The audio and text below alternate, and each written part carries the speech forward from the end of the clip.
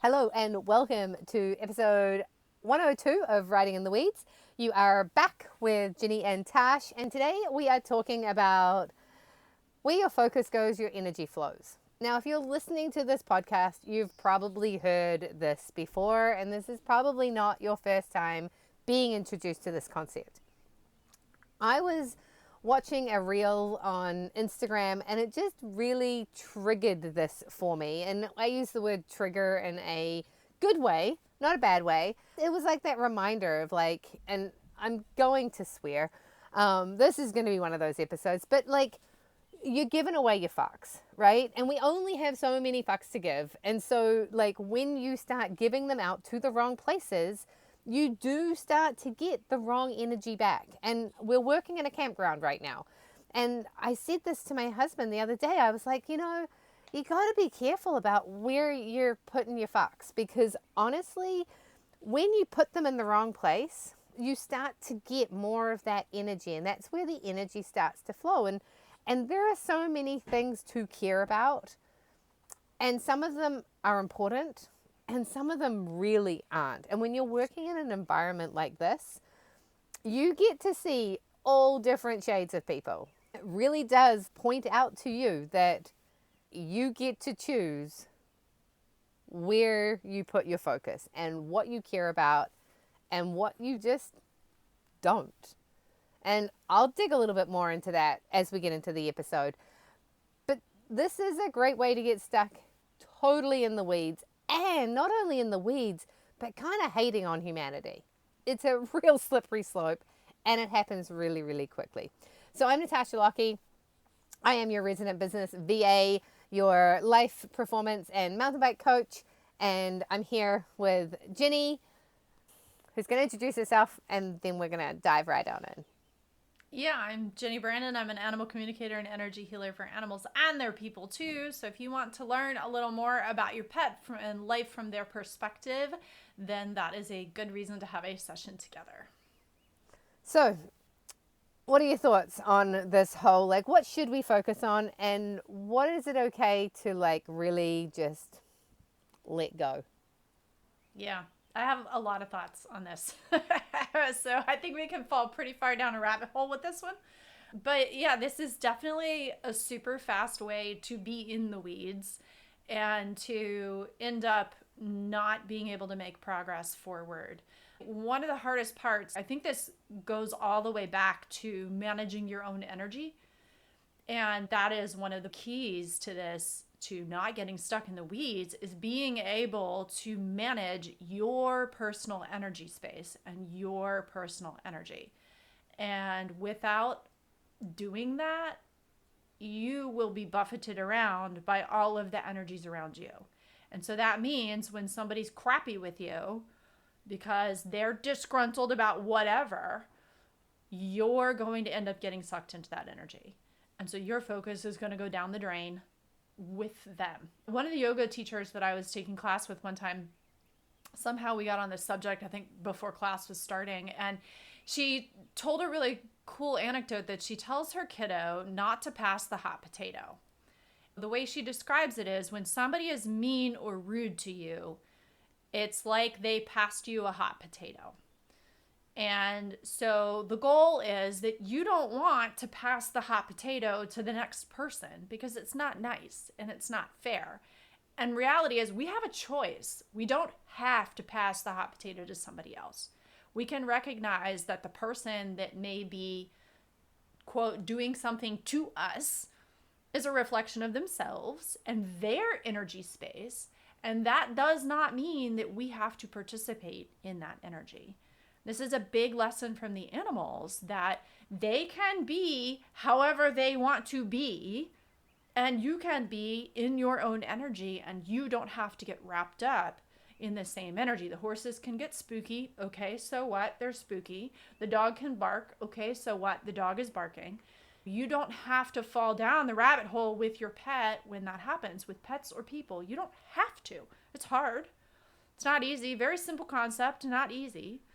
But it is a choice. And when you choose to place your focus and your energy somewhere else and not fall into that trap, it makes a world of difference for your peace and well-being and staying out of the weeds. Yeah. So a little experiment for you is to notice when you get cut off in traffic. You have a choice.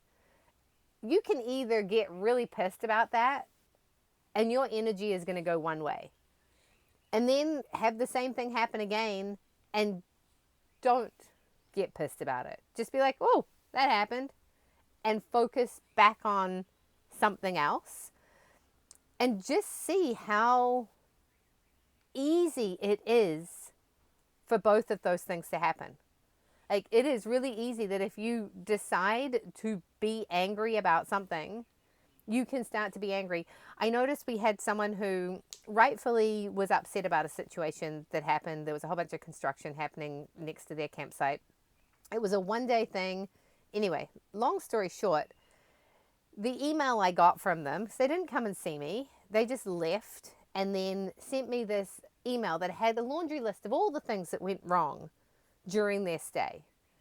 The reality was that they were building a water pipe right next to their site, and it wasn't at all peaceful.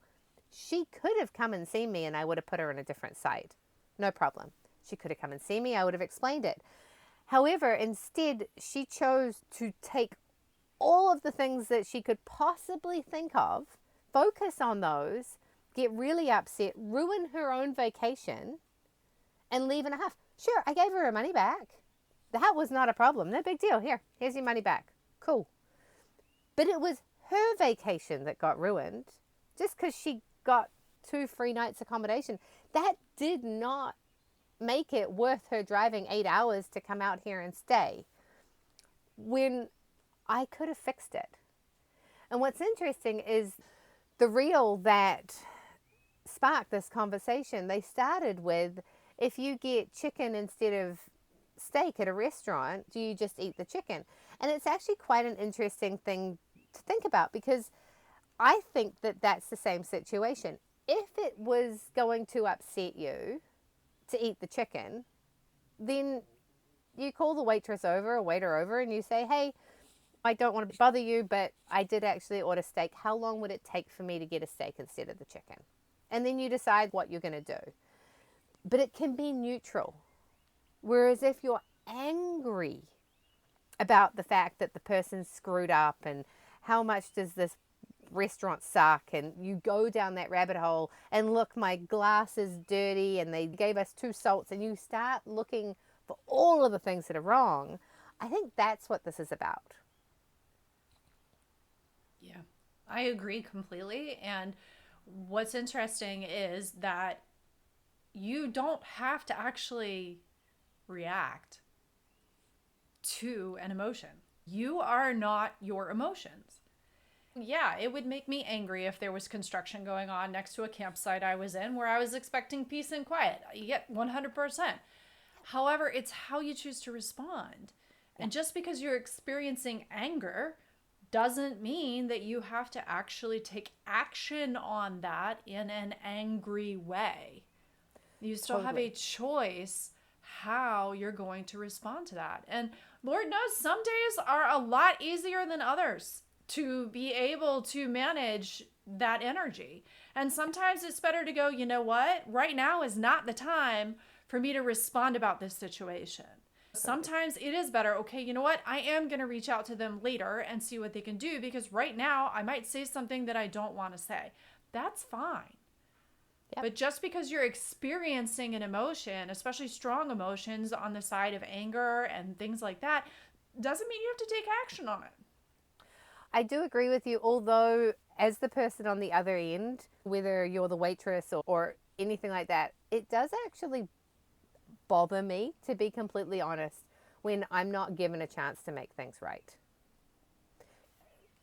If you're going to come and yell at me, I'd actually rather you yelled at me than sent me an email later, or didn't leave me a tip, or whatever the situation might be. You don't like the bike lesson and you go off and you tell everybody that you didn't like the bike lesson without giving me an opportunity. I'd prefer that feedback in person so that you have an opportunity to either apologize or make it right in some way. And I think that's the other side of this coin is if you are upset about something, like I guess on one hand, how important is it?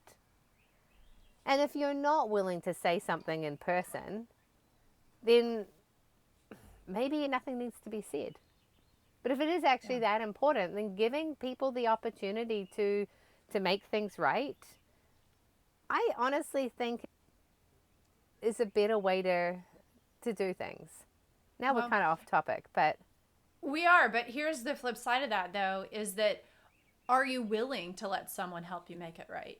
Or are you angry for being angry's sake? And that's where your focus is. Because, yes, it's perfectly legitimate to get upset about various situations. One of the things that we used to talk about when I did the Epona work with the horses, which is based on the work of Linda Kohanov, is all emotions have messages. It's just information for you to understand. And one of the messages behind anger, it seems like that's sort of our theme today. One of the messages behind anger is that a boundary has been crossed. And that can be with knowledge that the person who has done something to you is fully aware of it, but it can also be not aware of it. Yeah. Something could have happened that was unintentional. And it's up to you to be able to interpret that message and choose how to respond. And so it all really goes back to that choice point. It is perfectly legitimate to experience anger. That's not the point of this conversation. The point of the conversation is, what do you do with that information and how do you respond? And there are absolutely times where being strong and having big energy is important.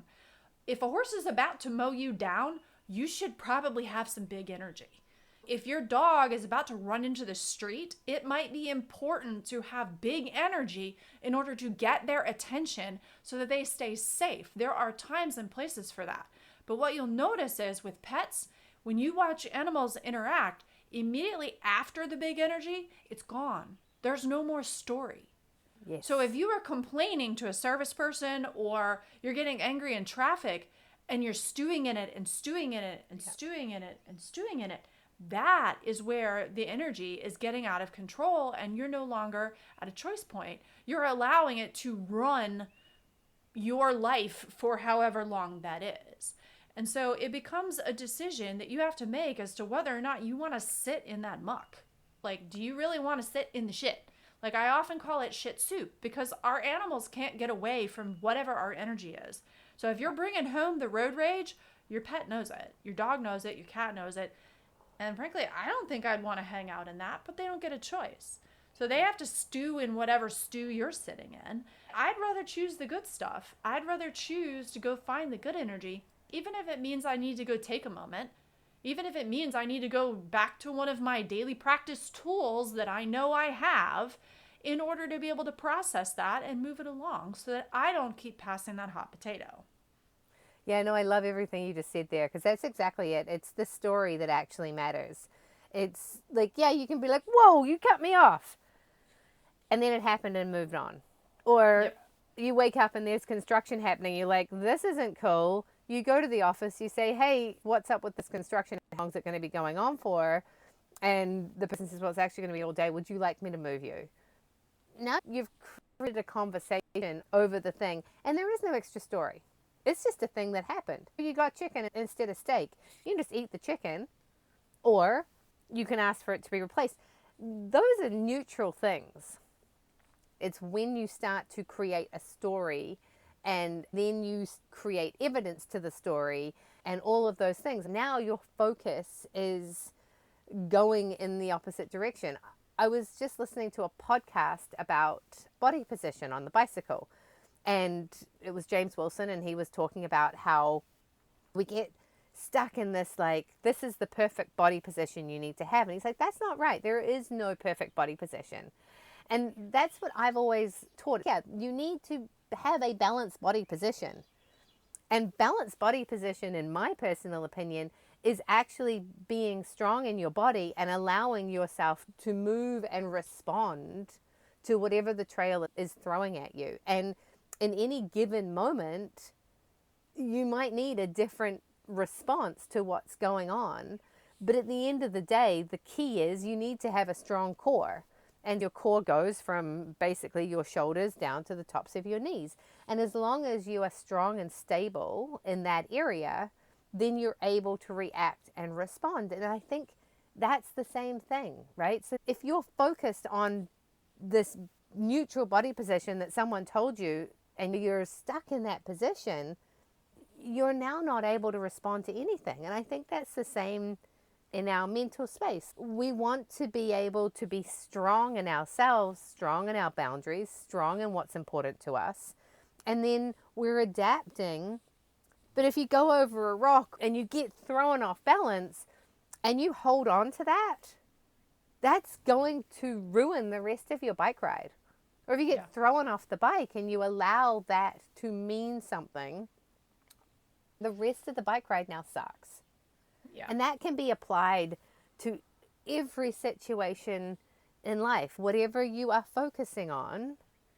And I do it all the time. I made the mistake of getting on the scales the other day and was like, and now like my focus has been on like, oh, well, I've been trying really hard and I haven't lost any weight, and like totally noticed that it drew my focus back in to this negative space. Whereas like nothing had changed from the day before where I actually thought I was doing great, and it's so dumb. And it's the same thing when it comes to your money situation. If something goes wrong or something goes right, now you're like suddenly hyper focused on all the things that you're not doing well because something happened. But you know what? At the end of the day, it was a thing. And it's how you choose to respond to it is how you're going to feel about it. Yeah. So what we can distill this down to is number one, that balance is dynamic. It's not static. So whether you're talking about riding a bike, riding a horse, any physical pursuit, balance is an active action. It is not a fixed position. So that also applies to our mental well-being. And as Laura Michelle likes to talk about, this is where it comes down to a daily practice. So the equivalent of your strong core when you're talking about your mental and emotional fitness is your daily practice. That's your foundation. That's your core that you have to be able to come back to in order to maintain the dynamic balance. And that is what gives you the ability to be fluid as you move through your day. And as you encounter the rocks and the bumps and the trees and the roots that get in your way, that's the angry person on the road that cuts you off. That's the rude cashier. That's the person in line that is taking up way too much time over a problem that you don't think needs that much energy. So those are all the things that you encounter. And without having a solid daily practice, you don't have a way to come back to your dynamic internal balance so that you can recover and reset yourself. And that's when you end up passing the hot potato. That's when you end up with your focus going down the drain into something that doesn't warrant the energy. But it's a practice. And that's part of what makes balance such a dynamic thing. It takes a lot of work. Have you ever tried to hold tree pose in yoga for very long? Heck, even warrior pose where both feet are on the ground. It is hard work. But from the outside, it doesn't really look like a lot. But internally, it is a lot of work. And without having a mental, emotional daily practice that complements your physical daily practice, that's when you get rocked. Yeah, no, you're absolutely right. And I think that that's what's important is having that strong core, that daily practice. Like Kathy Heller says, it's having tea with yourself every morning. And keep coming back to that and being like, I gotta sit down and have tea with myself every morning, because it sets you up to be able to look at things from that outside perspective. And I'm doing a pretty simple job right now. I'm the campground host. I'm here to make sure you have a good time. My friend over at the kayak launch the other day, she's like 25, and some guy came up and laid into her about the fact that he didn't want to pay $15 to launch his kayak, and he lost it. And I'm like, you are yelling at a young girl for doing her job. Is that really necessary? for $15. Like, sure, it's $15. $15 is $15, but somebody is trying to do their job and you are yelling at them about them just doing what they've been told to do. Yeah.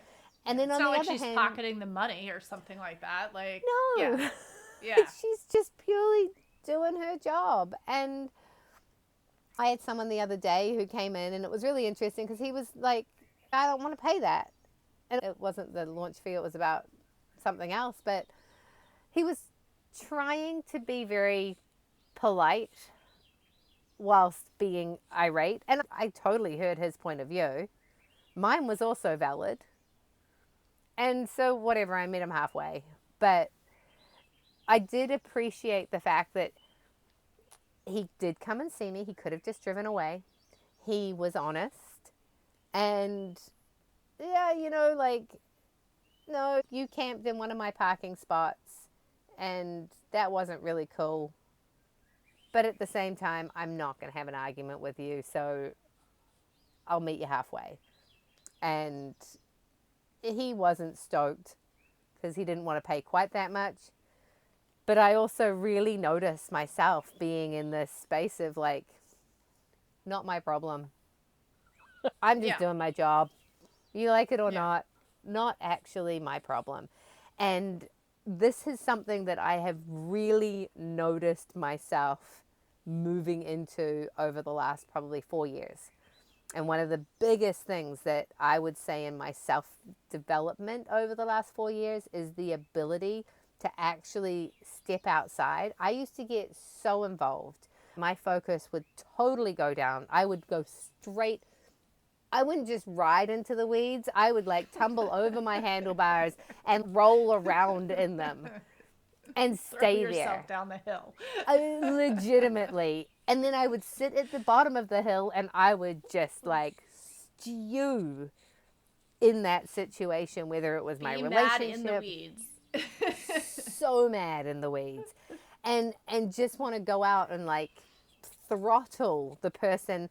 And now when I am in that state, it's over a bigger situation.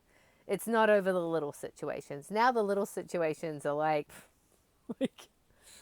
well, that happened and I'm not going to get that upset about it. And I'm not overly rocked when Ian speaks to me in a way I don't quite like. I'm not going to turn around and yell at him. It's like, I don't really like the way you're talking to me. And like, let's have a conversation about this or not. We can move on. It is so more detached than it used to be. Yeah. And look at how many more tools you have now that you probably didn't have 4 years ago. I mean, we're pushing into getting close to season 4 for the podcast. So this is 3 full years that we've been talking about these conversations and working on tools and working on the development. And it's one of those things where one day you just go, I wouldn't have reacted like that a couple years ago to this situation. And like you said, it's all about the fucks that you give. Are you really going to give away your fucks over something like that? Is it worth it? No, it's not worth it. You just move on. And when you're willing to compromise with people, when you're willing to negotiate, when you're willing to see that someone doing something like that, cutting you off in traffic, being angry over a $15 fee, that's a reflection of where their energy's at. And that's just information for you. It doesn't mean you have to respond in kind. It doesn't mean you have to get yourself all in a bunch about it. You don't have to fall in the weeds because somebody else is down there. Totally. And when you can be the grounding force that says, I'm not going there just because you're there, a lot of times people will come out of it faster because they have nothing to fight against. There's nothing to resist against when you're like, yeah, whatever. It's okay. I really don't want, I'm not going to engage with you. And that's what I've noticed with the campsite job. It's been an interesting reflection because I see our coworkers, they care. And it's amazing that they care. And then these situations and you're like, it's like you kind of want to say, don't care so much. But that's not the right thing to say to someone because it's great that they care. But then you can also see where they're taking on a little bit too much. And there's nothing we can do. If you park overnight in our parking lot and you leave first thing in the morning without coming to see me, I can't do anything. I can't look up your license plate. I can't do anything about it. There's nothing I can do. So it's upsetting that people would be like that. And I actually said to one of the kids the other day, I was like, just make sure that you don't do anything when you're staying at a campground. Or, they were talking about, and they didn't do this, but they were like, yeah, we know the code to the sauna at this campground. And we were like, maybe we could just go for a sauna. And they didn't. But if that wouldn't bother you, like if we had a sauna and there was a code and we gave it out and we didn't change it every week and people came back and used our sauna, would that bother you? Would you be like, oh, we should really change the code more often, right? Like, then by all means, go do that somewhere else, because, yeah, honestly, they should probably change their code more often. But I think that's where our learning is. When you're going to do something that might be slightly questionable, if you were the people running that place and someone did that to you, would it upset you? We used to run a lodge. People would poach our hot tub all the time. I had no problem with people poaching the hot tub. If I don't know that you've been there, I don't care.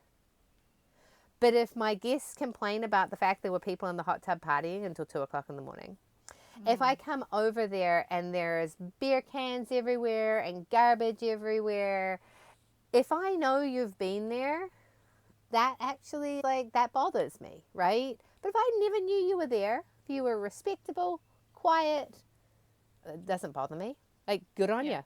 But at the same time, I didn't know you were there, so I don't have to be upset about it. And we could have cared a lot about that. And we could have put up more signs, and we could have tried to lock the door. We could have done things. We could have gotten ourselves all worked up about that. But there really wasn't anything we could do. Yeah. And I think those are the moments that we want to really be aware of. Like, A, hold yourself to a standard. And then B, notice how upset you're getting by things that you may not be able to change, or that, like, really you're just giving your fucks away to the guy that cut you off in traffic and doesn't really matter. Yeah. And then are you passing that along? Are you just huge. Passing that to someone else just because that guy cut you off in traffic and now you're rude to the cashier? Totally. Are you passing the potato? Because again, you don't have to. Yeah. You can say, well, that potato sucks. I don't want to do that. I don't want the potato, so I'm just going to put it down. Yeah. I don't have to pass the potato. I have a choice here. And so if you can look for that choice point, then it gets to be easier. And it is a practice. I think is the biggest thing to remember about all of this is it is a practice. If you don't have some kind of daily practice, whether you sit down and meditate, whether you journal, whether you do yoga, any kind of mental meditative practice alongside whatever your physical practice is, then it's going to be a lot harder and you won't have tools to reach for every time you do it. But just like your physical well-being that needs to be cared for daily, your mental well-being needs to be cared for. Absolutely. And the meditation, the journaling, all that, it's kind of like the decompression. It's like defragging the computer. Computer doesn't run right when it's all full and memory's all taken up. So sit down and defrag it. Get that out so that you can put the potato down. Yeah. Because when you don't have a choice, when you're so overwhelmed, when your energy's maxed out and you don't have a choice, it's not fun and it doesn't feel good. Yeah. The other piece of that puzzle to remember is there's going to be times where it's a lot harder than others. If you're going through a big physical deal, you're losing a loved one, your pets are sick, your job is on the line, you're moving, there's a laundry list of situations that are hard human situations, but that doesn't give you a free pass. And it means that's when you need to figure out how to double down on your practices so that you don't pass that potato. But you can say, hey, I'm having a bad day.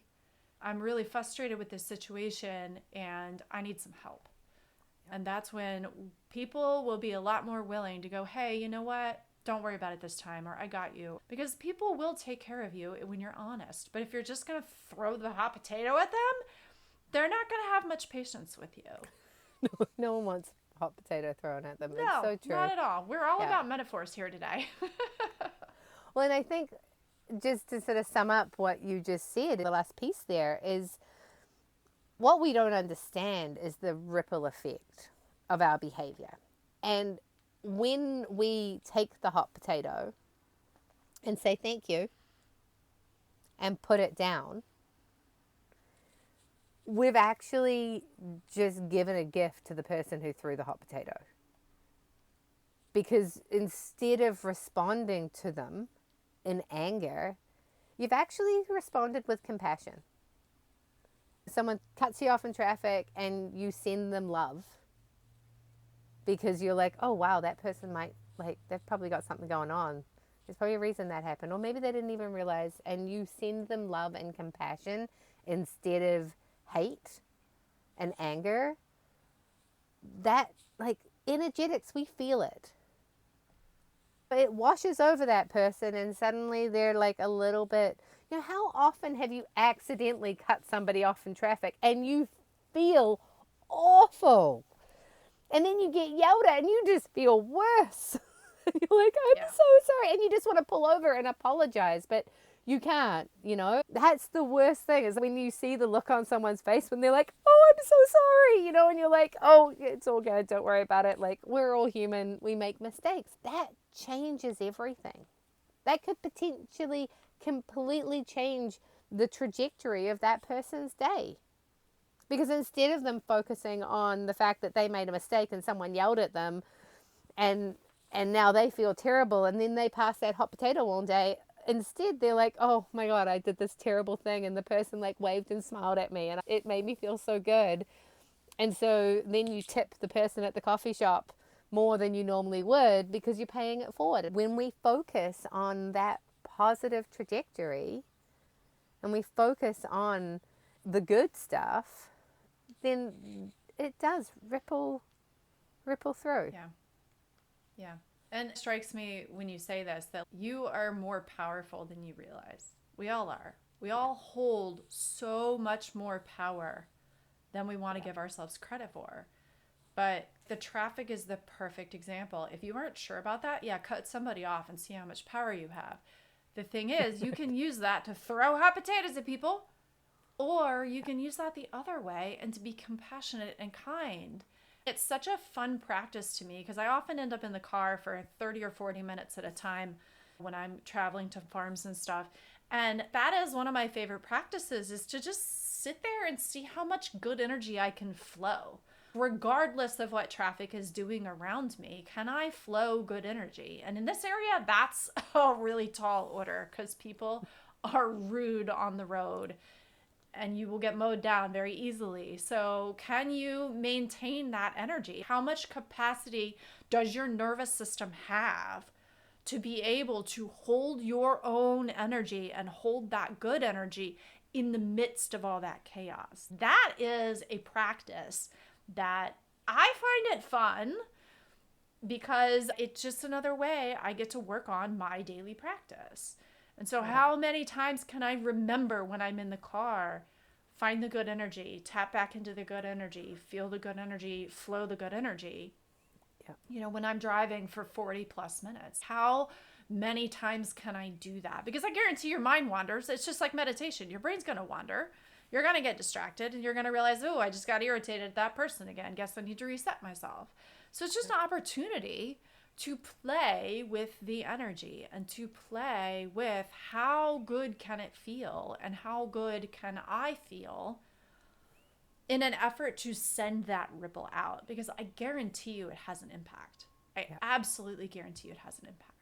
And so you are so much more powerful than you give yourself credit for. So use it. Use it to make the world a better place. This is the embodiment of be the change you want to see.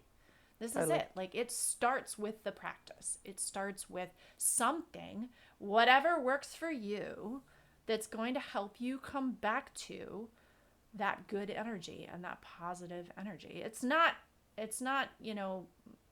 positive, what do they call it? Toxic positivity. Yeah, it's not toxic positivity. No.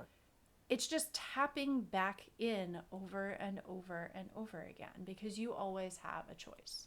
Well, and I think the toxic positivity comes when you are actually upset at something and then you pretend you're not. And that's going back to the I got chicken instead of beef, or I asked for a corn tortilla and I got a flour tortilla. I can't eat flour tortillas. So I will very kindly be like, I'm so sorry to be a bother. Would you mind making this? Like, I need corn tortillas. And you're upset that there's construction at the campsite. That's valid. You can be upset about that. Toxic positivity is pretending that you're not and being like, oh, yes, but the view's beautiful or whatever, trying to make it okay when it's not. Like, you're upset about something. See if you can make it better. See if you can change it. That's okay. But do it with passion. Do it kindly. Do it in a way that's like, hey, this happened. Is there any way you can make it better? And on that topic, that's the thing. When you ask somebody to fix something for you, often they're really thankful because most people want to make your experience better. Most people don't want you to leave disappointed in any situation. So, yeah, it's not toxic positivity when you're acknowledging it. It's when you're stuffing it. It's fine. Yeah. Everything's fine.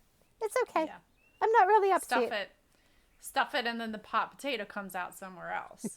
Right, exactly. Yeah. And that's what happens is we transfer stuff, right? Like, okay, well, we smush this down, and then it ends up exploding in anger at the guy that cut you off or at the cashier that messed up your change or messed up your order. That's the toxic positivity, is pretending it's okay when you're really not. There's nothing wrong with not being okay. It's okay to not be okay, but acknowledging that and containing your own energy around it is what's important. Because it's not fair to take your not okay and make everyone around you not okay. That's what's not appropriate. But it's all about learning to manage your own energy and, again, not be buffeted by everybody else around you, which is hard in our world. It's really hard because people are unhappy. People are struggling. Yeah. And I think that's the thing to remember is everybody's fighting a battle you know nothing about. And so how can you have more compassion? And I think the first step there is starting with compassion with yourself. Oh, because 100%. Lord knows I get angry at the person who cuts me off in traffic or the person who's going exceptionally slow in the fast lane. That's a good way to tick me off too.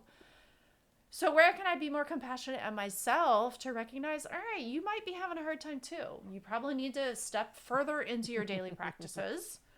Get back to them more. Sometimes for me, it's going to the gym because my schedule gets really erratic and occasionally we miss our gym days. That doesn't mean I'm not doing physical activity, but there's something about the gym that helps me to be able to process that. So what do I need in order to make sure I'm not continuing to pass the hot potato? Yeah. So it's just an opportunity to check in and just check your focus and go, I might need to adjust some things for myself here. I'm still talking about the guy that cut me off in traffic, and that was 4 hours ago. Right? I'm still pissed about the fact that someone knocked me and I got coffee on my clothes, and that was like at 9 o'clock and it's now 4 o'clock in the afternoon. Like, that's what we're talking about. Like, Yes. You can be like, oh, don't cut me off, but that's as much of your energy that can go there. And then we focus back on the fact that the sun is shining. It's a beautiful day. I'm on my way to do something cool. I have a car. It's all good. It's how long are you focusing on that thing when it upsets you? I think that's a big piece. So, all right. I think we've probably thrown around hot potato enough. We've thrown around the hot potato enough. Thank you so much, everyone, for joining us on this fun little ride through the weeds. Ha, I said it first.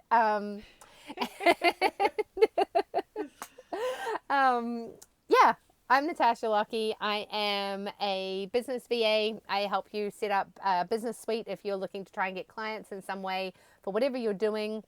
Also, if you have ideas on wanting to expand your business into serving more people through a group program and want to go online, I can help you set up that thing. I'm here and available to help throw around ideas and bring them into reality. And I also do life coaching around mountain bike performance and life performance and how we can move into creating the life that you want to create, however that looks for you, whether that's future visioning, whether that's just throwing around these sorts of ideas and coming up with strategies so that you can actually put these things into place. Because it's great to read books and listen to these concepts, but sometimes putting those tools into practice takes a little bit of accountability sometimes. So that's what we're actually here for. We have a daily wins chat on Substack, and we would love you to join us over there. Please subscribe to the podcast. And if you would like to have a chat with me, you can book a free 15-minute call, meetwithtash.com. Awesome. I am Jenny Brandon. I'm an animal communicator and energy healer for animals and their people too. If you want to get to know your pet better, that is an excellent reason to have a session. But if you are having behavioral challenges or emotional challenges, or you've got a multi-pet household, or you're going through something big in your life and you would like a little bit more support for your animals, that is what I specialize in. You can find me on the web at soulpetconnections.com and on Substack, Instagram, Facebook, and YouTube under the same handle. So again, thank you so much for joining us today. We really enjoy having you all along for the ride. You've got this. You're way more powerful than you realize, and put that power to good use. So sending you all lots of love, and we'll see you soon. Thanks, everybody. Have an amazing day.